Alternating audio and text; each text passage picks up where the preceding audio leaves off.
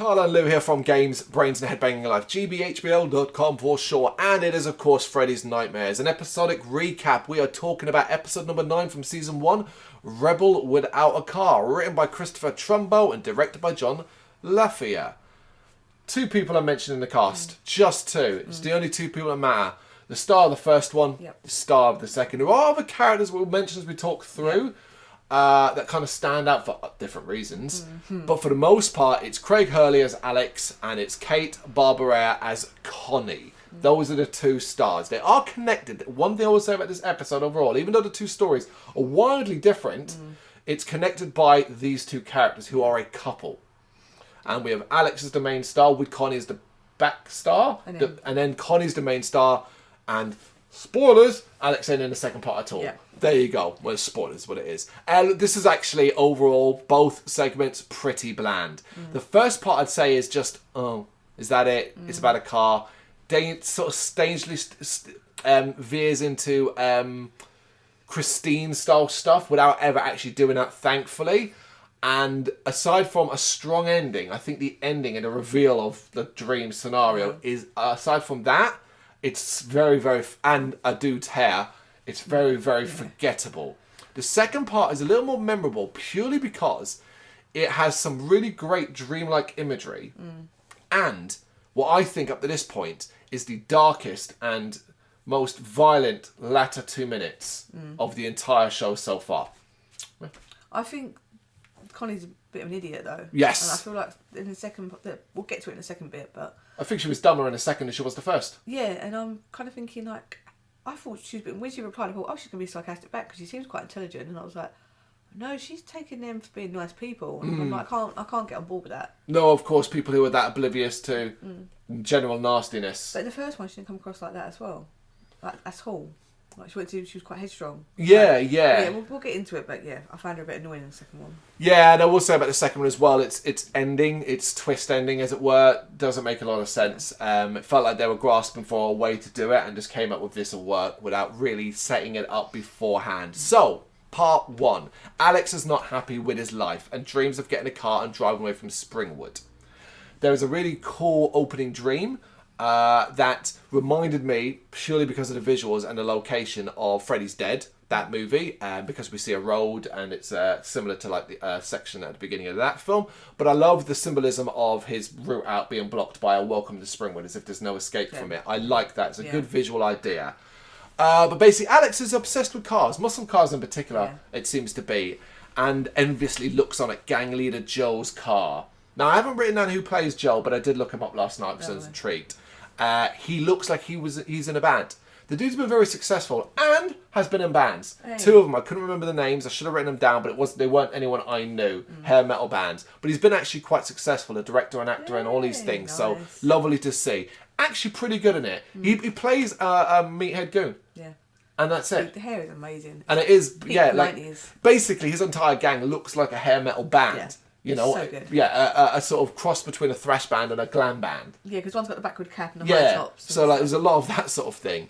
Alex has a girlfriend named Connie, and he kind of worries he's not good enough, not necessarily for her, but for her family. It's a different side of the track story. He's a grease monkey, works at a local burger joint, and a mechanic on the side. She's got that going on where she's got a bit of money, bit of a rich parent, and has aspirations of going to college and stuff like that. He has none of that. No. He has no hopes and dreams. It's that side of thing. I should say, love a bit of continuity, love a bit of connection. He works in Beefy Boy. Yep. And the shooting from the episode It's a Miserable Life is actually referenced here. Yep. Big fan of that. Can't remember. Hope they keep that up. It's just a little thread to suggest a lot of it's connected. Yeah. I love that. It almost makes it seem soap opera-like as well. Because you'd be like, man, and a lot of people dying in this one particular town in these scenarios, and no one ever mentions it. But think of a soap opera where here's a street, and over the years it's had explosions, fires, planes, all of this, and every life just carries on. And instead of like, it's quite a big thing. That kind of thing. So while out with Connie, her driving, because we did have the moment where it's like, we see them driving. I'm like, what are you banging on around? He's in a car. But it's not, it's her car. And it's not nice. It's like they've made it a small, shitty little thing, punto kind of thing.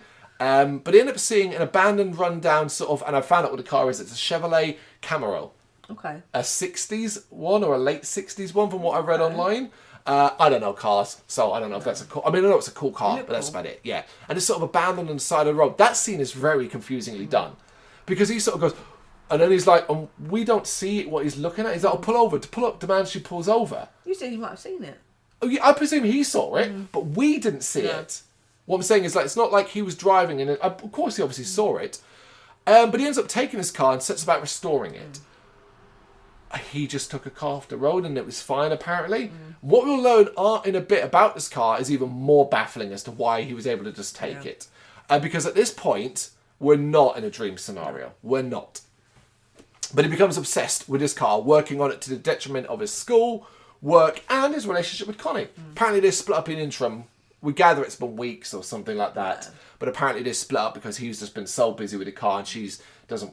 no time for her. And during all this as well, Alex, because he often just talks to Joe here and there and stuff like that, and finds out that the previous owner of this car died in it. And now he starts to have dreams and visions of this person, which is like again, like a hair metal dude, but he has got good makeup. It's like half his face is melted or something like that, which is just a fire or something, which doesn't make sense. The car isn't burnt out or anything like that. How did Alex get this car?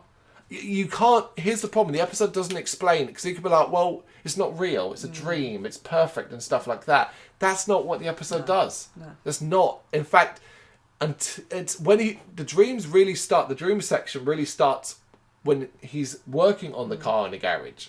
So he already has it at that point. Yeah. So it's not very... Like, the police just... There's a line that's said about, oh, yeah, the police didn't want to touch it and stuff like that. What? What? That would be taken away. Yeah, it'd be scrapped. Absolutely. So eventually, after working to win Connie back and trying to convince her to come with him as he's leaving Springwood, he agrees to a chicken race with Joe. So we get a very long section that's a little bit slow, where he goes to the diner, he's talking to her, and she's constantly like, oh, I love you, I care about you, that kind of thing. And he starts banging about wanting to leave Springwood, and he's going to do it, and he wants her to come with him. And they go back and forth for this for ages, because obviously she's not so hot on just giving up her entire life to go in a car with the dollars in your pocket and drive to, where did you say they're going to go? Oh, is it Vegas? No, it's not Vegas. It's one of the ones you go and like, bad idea, Florida or Los Angeles or something like that. California, might be California. Yeah. But either way, we mocked it. We were like, yeah, okay, good luck with that. Should be, sleeping in the back of that car. Yeah, it was all a bit basic and say, like I said, dragged out. Yeah, it is dragged out. They go back and forward on that ages. Eventually, she can't make a decision. She ends up leaving, and Joe comes along, and basically they get into a... Here's the thing. Up to this point, Alex has not been stupid with Joe. He's never kind of risen to debate, but he rises to debate on the basis that if he wins this chicken race, he will get Joe's car. Yeah. If Joe wins, he can have dibs on Connie, basically. Yeah. And it's like, ignore all the issues with that. That is a really dumb bet, Joe.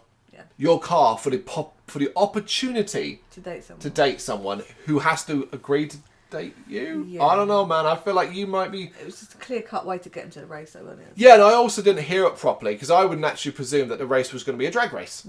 Two cars racing alongside each other, a la Grease. It's not, it's a chicken race, which is two cars driving towards until one of them swerves. That is a really dumb thing as well. It really is. So that's kind of what they do. They do it. Alex wins. Joe ends up chickening out and celebrates. But now we reveal, because he kind of basically runs into the same problem he did at the start, and it's revealed that all of this is just a dream. As Connie arrives at the garage, opens it to find it filled with smoke. Gas. Fuel. Fumes. Carbon dioxide. Yeah, fumes. And it is a moment where you're like, oh, fuck. It is oh, fuck. Yeah. And I think that would have actually been okay for them to do it that way, where basically he was dumb and basically choked on the fumes of the car. But that, I admit, wouldn't work, because he's a mechanic. He would know and so on. But what actually happened was underneath the car collapsed on his chest, trapping him. And that's where he died, choked in the fumes. I really like that. Yeah, it's dark, but fitting. Yeah. It is fitting. I thought it was cool. It was like, okay, so it was more of like his life slowly ebbing away, flashing before his eyes. The dream, he's not leaving Springwood, so it was still all about the dream of leaving Springwood. He got the gold bag. He beat his rival. He had the car. Of course. That's cool. It's a shame what we did up to there was just... it's just meh. Yeah. The second half focuses on Connie as she's heading off to college and desperate to be accepted in a prestige sorority. Unfortunately, this place only accepts the best, haughty, and, most importantly, the richest. And of course, Connie doesn't measure up. It's one of the awkward scenes where she's sitting talking to one of the sorority leaders, and two girls are tittering behind her back constantly and laughing at things. And you're right, Connie is so oblivious to it, it's downright frustrating. She doesn't get. How would you not get what they're picking up on? And she's just so mean. She's not even really sly about it. No, it's straight up, yeah. Yeah, and I would expect her to be a bit smarter and come back, not being horrible back because she wouldn't get in at all, but just match her a little bit. I don't think this was necessary for that. I think they could have done it on a basis that Connie was playing along because getting into sorority would be prestigious for her career in college and time and all of that, and it mattered to her. Or she was getting pressure from her family, being from money. I would have done it maybe like cut away where the mean one was looking down at a paper and you see her doing a face and then bracing herself to kind of get with it again. Yeah. Like we know, you were in on it, but you're playing up to this woman's mean spiritedness to get into the thing. But yeah, it just looked like a dumbass. Yeah, she did. And she's not very likeable in this because of that. And because of her obsession with the sorority. Because there are many other options. I don't see what's special about this one because they're all a bunch of bitches, basically. They're bitchy sorority sisters. There's only like 3 or 4 of them. It's a very niche one as well. And that as a result of them having a problem. They're broke. Now, I really liked that. I was like, that's a cool story. That's what we need to expand on. I think they could have done more with that, but limited time. And the only fix, as they're told by their accountant, I don't know who that woman is. Senior elder? Yeah, like an elder or something like that. But basically, they're going to have to start accepting less refined members. They'll have to do that to get a grant or a loan or something like that from the college, basically. Yeah. I don't know about the rules of all of this stuff. I'm not up with it at all. So maybe that's a thing, I don't know. Of course, they're not happy about that. It's a good scene where they realise they're going to have to let their servants go and even sack the maid right in front of her. Yeah, bye. Yeah, that I like that. Obviously, they're not happy about this, but come up with an idea that they will accept Connie and then put her through a really rough initiation that will make her quit. Yeah. And that's it. They treat her like a slave, basically. Cleaning things with a toothbrush and all that. And Connie, thinking it's an initiation, she's got to kind of go through this stuff, just plays along. Yeah. She does. And she does go through some... It's all very basic bitch stuff. Breakfast in bed, take the thorns off my flowers, clean the floors, stuff like that. Until it suddenly switches. And this is where I think the episode can't... and it derails it because the tone switches insane. It is insane. There's been nothing in this segment or even this episode particularly horrifying. No. But the last major part has them going, you've got to go into this place dressed like a bit like a hooker, really, and hook up with a guy. Yeah. And we just presume like she's going to get a kiss or something like that. We then cut to Connie returning to the sorority in shambles, with bruises on her arms, staggering. To me, it implies she was sexually assaulted or raped. Yeah. What the fuck? Yeah. It's too extreme to go from that to this, what we've seen in this episode. Because a lot of it has been dream stuff where Connie's dreaming of walking into this room with this sorority sister in big flowing dresses and she's greeted. It's like a wedding almost, and she's given this big key and all that. And those dream visuals are great, and they're going to use them one more time at the end in a better way. So this feels really fucked up, and it continues from here as it becomes a slasher horror. As she just murders her sister, stabs in the head with the knife. Yep, thorns come out of bed. The thorns out of bed, the strangling with the necklace. Because that's a necklace one of them earlier on tried to imply that she stole and set her up. It's a bit like, whoa. And it's cool as fuck, but it's a tone switch. Yeah. It really, really is. And then she dreams of being accepted in that same dream sequence, except all the sorority sisters are dead bodies now. It looks great. And that's very Nightmare on Elm Street. I liked it. But we've gone from, like, motoring along at a 2 or a 3 to screaming down the road with a fucking car on fire. Which then ties into the fact that in this dream sequence at the end, we sort of see flames start to lick behind the sort of stage area. And it's like, okay, what's this about? And like I said, good visuals. And so the twist here is that basically she's dreaming or hallucinating from smoke inhalation. As apparently a fire broke out in a sorority house. It's implied it might have been poor electrics because of lack of repairs and stuff like that. She's the only survivor. She's delirious, and she thinks she's been accepted. She's holding onto the key, but like the house mother, wherever it is, says, "Oh, you're the only one left," that kind of thing. You're the only survivor, and that seems to upset Connie. I mean, she couldn't be. She's not in the sorority because there's no sorority anymore, and she drops the keys, and it's like, okay, that's an ending.